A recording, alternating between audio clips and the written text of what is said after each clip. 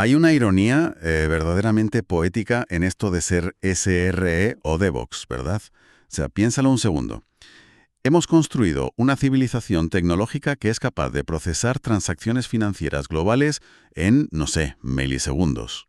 Ya, rebotando señales de luz por cables submarinos con una precisión de locos. Exacto. Una precisión que asustaría a los físicos cuánticos del siglo pasado. Y sin embargo, ¿cuál es la realidad de quienes nos escuchan un viernes por la noche? Pues la realidad es un ser humano sudando frío frente a una pantalla, mirando fijamente un archivo YAML de Kubernetes. Totalmente, preguntándose en voz alta si le pone a ese maldito pod 256 megas de RAM o 512. Eso es, y al final siempre dices, venga, le pongo 512, por si acaso. Es un nivel de artesanía casi ridículo para la era en la que vivimos. Jugamos a ser ingenieros de altísima precisión, pero en el fondo, configurar recursos en Kubernetes a mano es como jugar a la ruleta en un casino. Y en ese casino la casa siempre es el proveedor de cloud, ¿no? Que siempre ganas y te pasas de conservador y te sobra de todo. Claro, Amazon o Google frotándose las manos. O peor aún, un casino donde el sistema entero se cae a pedazos si te quedas corto con la estimación. Bueno, antes de seguir, aviso importante. Todo lo que voy a destripar hoy, con cariño, sale de un artículo de nuestro blog nivelexilon.com. Allí está la versión seria y por escrito. Que siempre viene bien tener la documentación a mano, las cosas como son. Efectivamente. La misión de este análisis de hoy es precisamente esa, abandonar este juego de adivinanzas estático, dejar de mirar la bola de cristal para adivinar la RAM y entender cómo construir una infraestructura inteligente que respire al ritmo de la carga de trabajo real. Porque el problema de raíz, es que Kubernetes, por su propio diseño original, asume que quien está al teclado tiene poderes de clarividencia. Te exige certezas matemáticas para un entorno que es puro caos dinámico. Bueno, vamos a desgranar esto un poco. Porque la terminología técnica estándar que usamos es una trampa. Hablamos de resource requests y limits, las famosas peticiones y límites de recursos, y suena a ingeniería civil pura. Ya, suena a que has calculado la tensión de una viga de acero. Justo. Suena súper científico. Pero en la trinchera del clúster, esos planos estáticos son una ilusión. Intentar contener el tráfico real con límites fijos es como poner puertas al campo. Claro, es que hay que entender el porqué.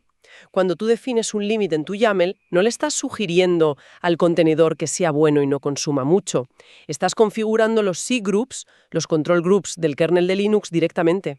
Palabras mayores. El kernel no se anda con chiquitas. Para nada. Si la aplicación intenta usar más CPU de la que dice su límite, el kernel aplica un estrangulamiento brutal. El famoso throttling.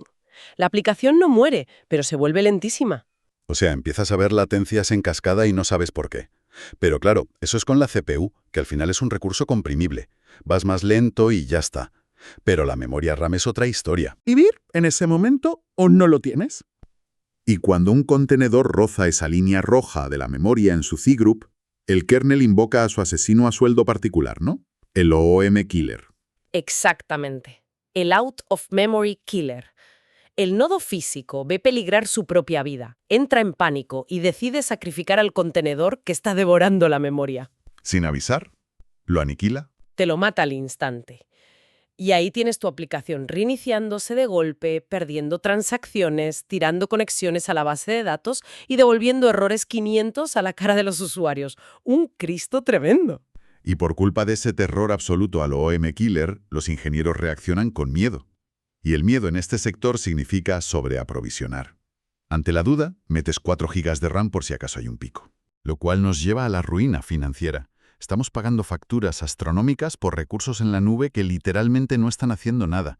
Es calentar el aire del centro de datos, pero pagándolo a precio de oro. Si conectamos esto con el panorama general, te das cuenta de que el objetivo no puede ser añadir más pantallitas y alertas en Grafana para que un humano corra a pulsar botones cuando hay un pico de tráfico.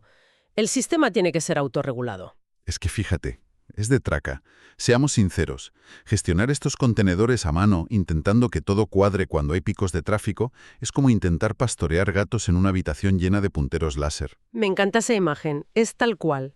Es que es absurdo. Nos tiramos semanas haciendo un script en Python para ahorrarnos 2 minutos de trabajo manual, pero luego la infraestructura base del negocio la hacemos a ojo. A ver, ponnos orden. ¿Cómo arreglamos esto de forma dinámica? Pues mira, para entender los 3 pilares del autoscaling, imagínate la cocina de un restaurante con estrellas Michelin durante el servicio de cenas del sábado por la noche. Empiezan a entrar comandas a lo loco. Vale, el caos absoluto. Eso es. La primera línea de defensa es el HPA, el Horizontal Pod Autoscaler. Si llegan muchos pedidos, el chef no les grita a los cocineros que piquen cebolla al doble de velocidad. Lo que hace es traer más cocineros a la línea. Claro, escala horizontalmente. Clonas la aplicación, añades réplicas de pods para repartir la carga, y cuando pasa el pico, pues los mandas a casa para no pagarles horas extra. Exacto. El HPA interroga al metric server, hace una regla de 3 con el consumo de CPU o memoria que le hayas marcado como objetivo y dice, pues necesitamos 5 réplicas más. Oye, y supongo que habrá algún freno, ¿no? Para no volverse loco creando y matando pods cada 3 segundos si el tráfico sube y baja un poco.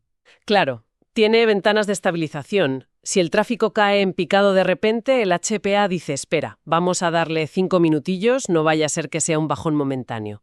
Así evitas que el clúster gaste más energía gestionando pods que sirviendo peticiones. Bien, más manos pelando patatas. Pero claro, a veces el problema no es la cantidad de pedidos. A lo mejor es que el pobre cocinero de la parrilla está en una esquina minúscula y no da abasto por muchos ayudantes que le pongas al lado. Justo.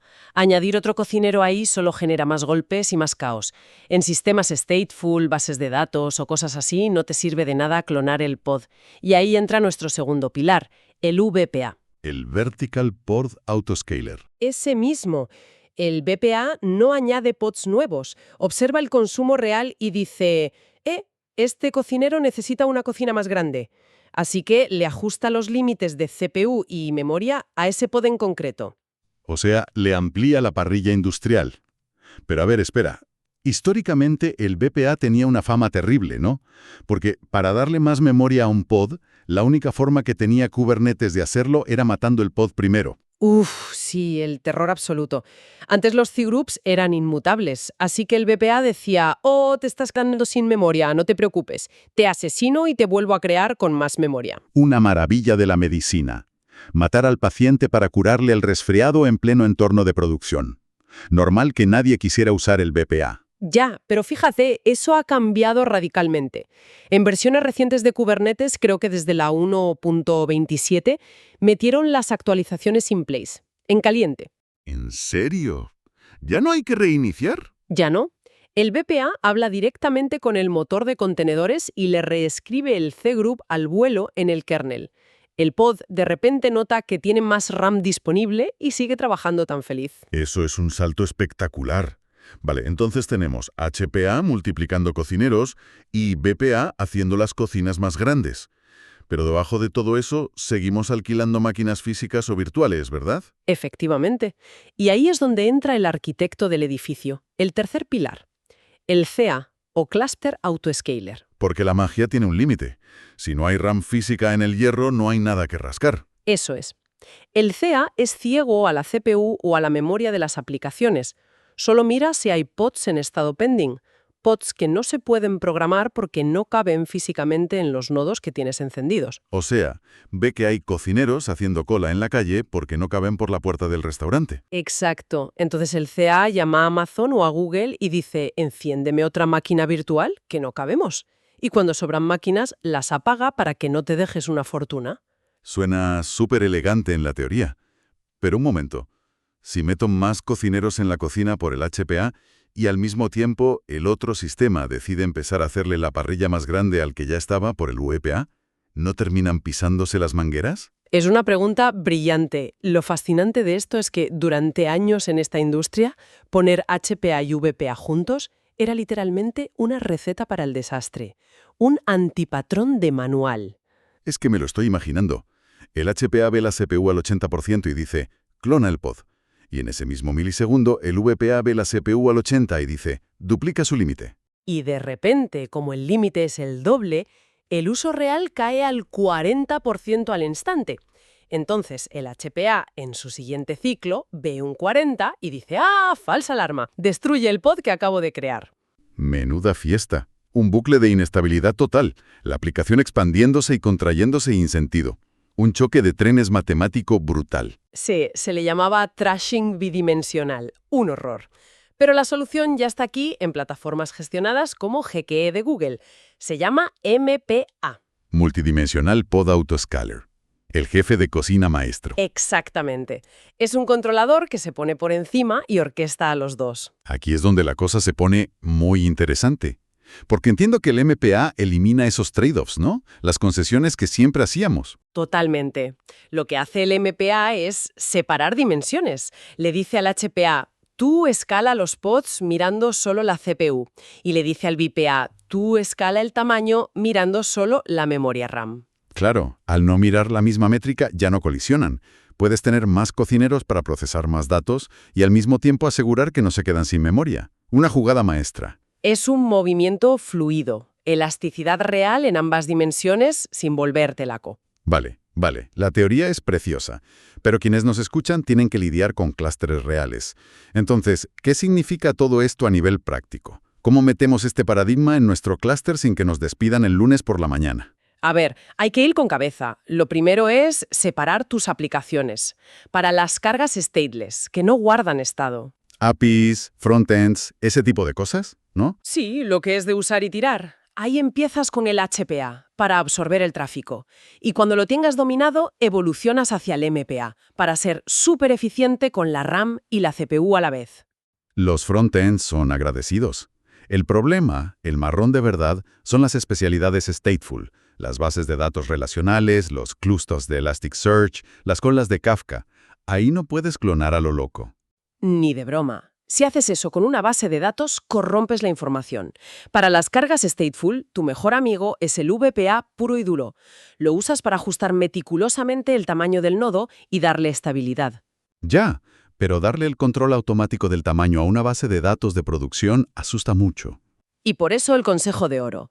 Lo mejor que puedes hacer el lunes es activar el VPA en modo solo recomendación. Recommendation only.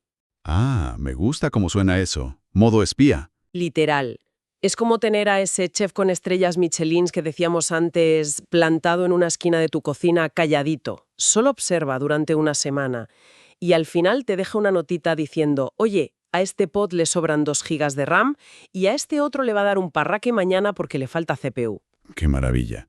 Espía, calcula percentiles, te da los datos empíricos, pero no toca absolutamente nada. No te rompe la producción. Así puedes ir a tu YAML y cambiarlo tú a mano con seguridad. Exacto. Y mientras haces todo esto, dejas al clúster autoscaler en segundo plano, vigilando como un arquitecto silencioso, encendiendo y apagando servidores físicos según haga falta. Es alucinante cómo hemos resumido este viaje. Hemos pasado de ser pobres administradores estresados, jugando a la ruleta con la RAM a las 3 de la mañana, a convertirnos en verdaderos arquitectos cloud con un sistema proactivo. Un sistema que está vivo, la verdad. Se autorregula solo gracias a este escalado multidimensional. Y sin embargo, fíjate, hay una realidad brutal en todo esto. Piensa en el esfuerzo sobrehumano de ingeniería, las miles de horas que hemos invertido como sector en crear joyas matemáticas como el MPA. Algoritmos súper complejos, sí. Todo para que asignen recursos mágicamente a nuestras aplicaciones.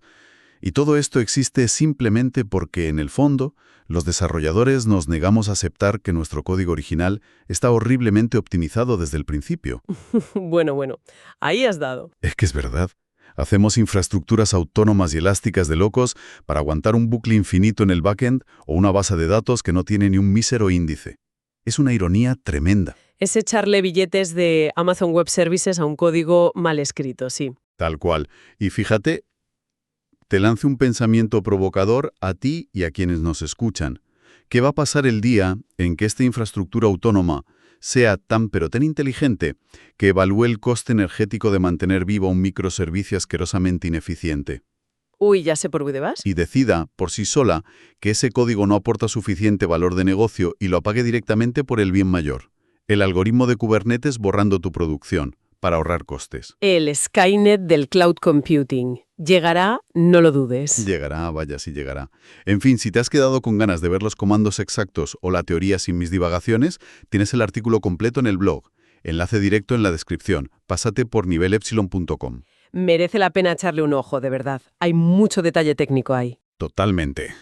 Y bueno, a los que estéis escuchando, que vuestros despliegues este viernes sean leves, que los YAMLs os compilen a la primera y a ver si conseguimos que la suerte deje de ser un factor en nuestra infraestructura. Nos vemos en el próximo análisis. Un abrazo. Hasta la próxima.